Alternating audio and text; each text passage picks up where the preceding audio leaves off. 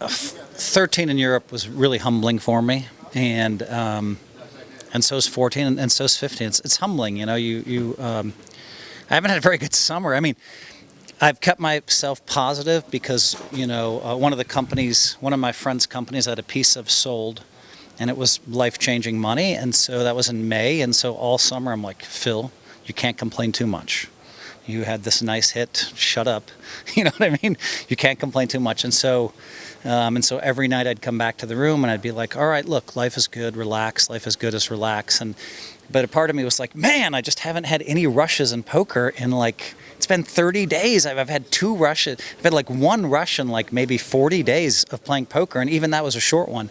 And so I was just like, man, this just doesn't make sense to me. But I kept staying positive.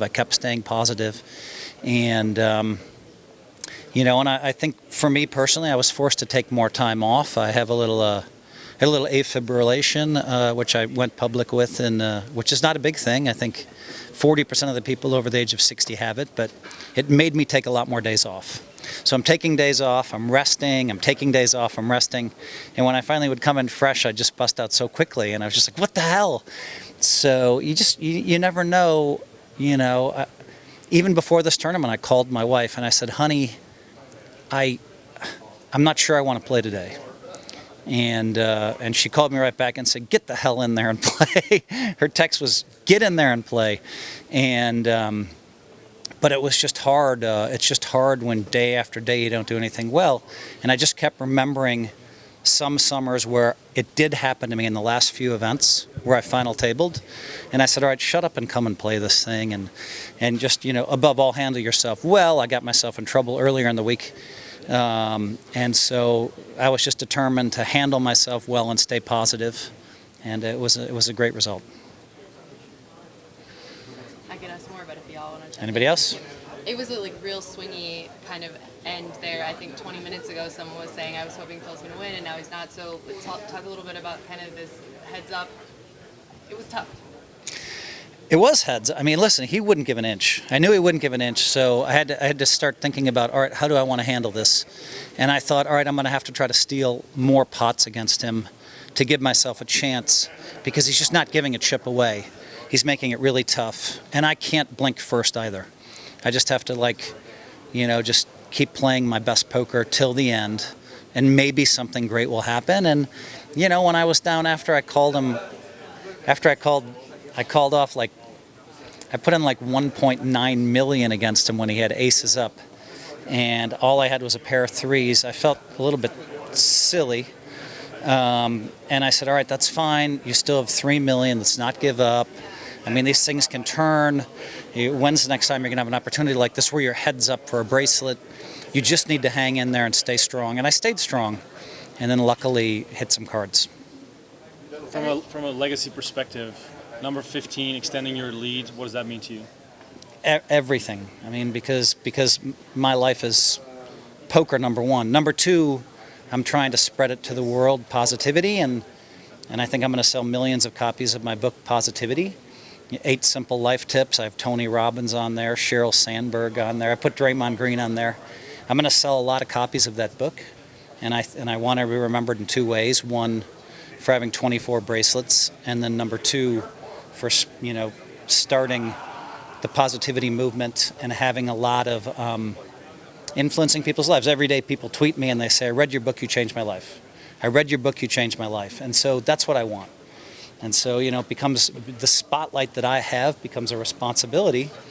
And once I realized that I could inspire people, yes, I'm still the poker vet, but once I realized I could inspire people, I took that seriously. And I realized that in '02 that I'm actually inspiring a lot of people because they look and they see things that I'm doing at the table and it doesn't make sense to them.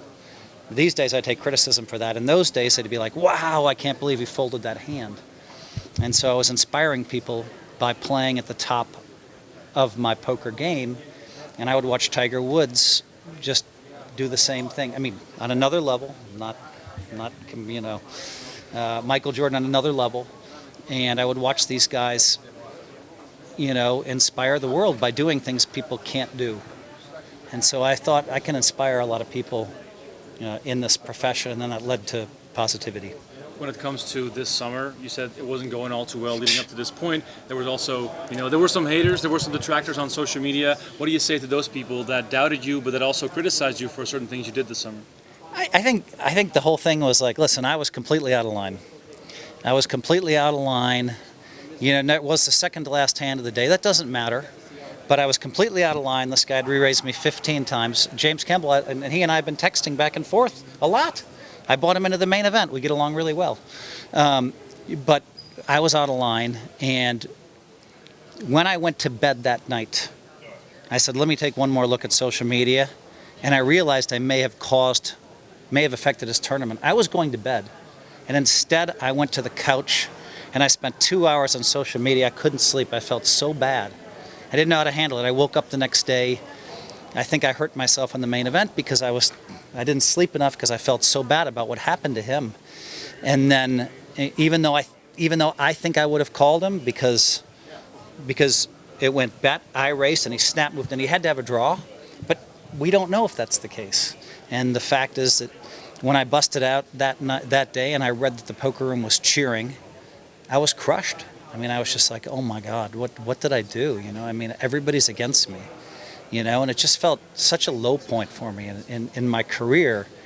And then I said, the only thing I can do is buy him into the main event, and that'll make me feel better.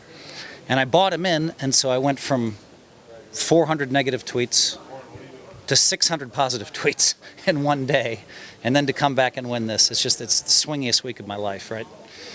From people cheering because I busted to I think a lot of people are cheering because I won. So it's a swingy week.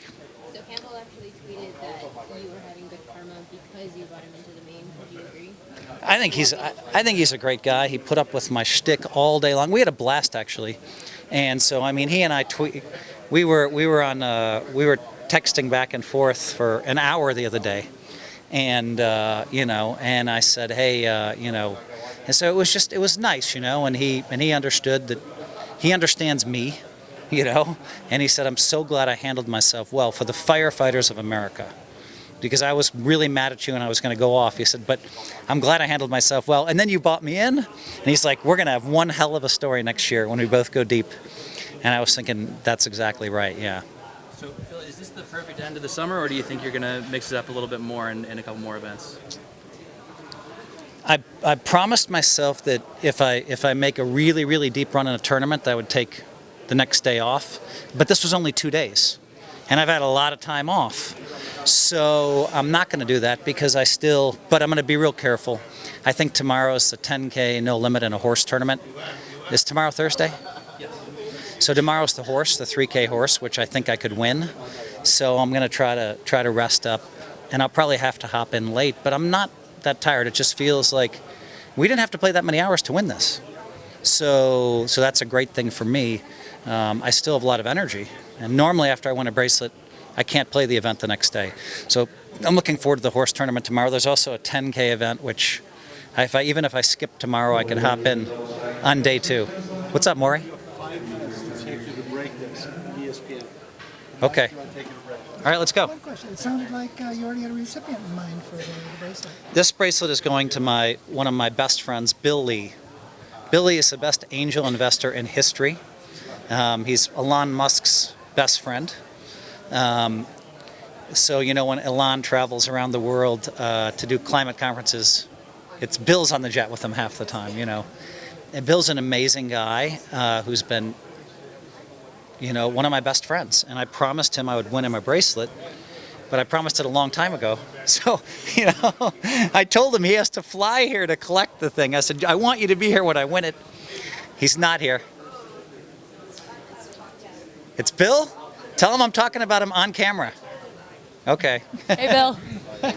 Hey, Bill, it's us. Billy's an amazing individual who's, and again, he's the best angel investor in history, and that's for real. You have all these guys that say they're the best, but he's had an amazing life, and for some reason he and I just hit it off really well. And he wasn't working much the last 5 years, so we spent some time together. He just started a fund, so he's working a little bit more, which is bad for me. I'm losing one of my friends, but hello. Hello, Billy.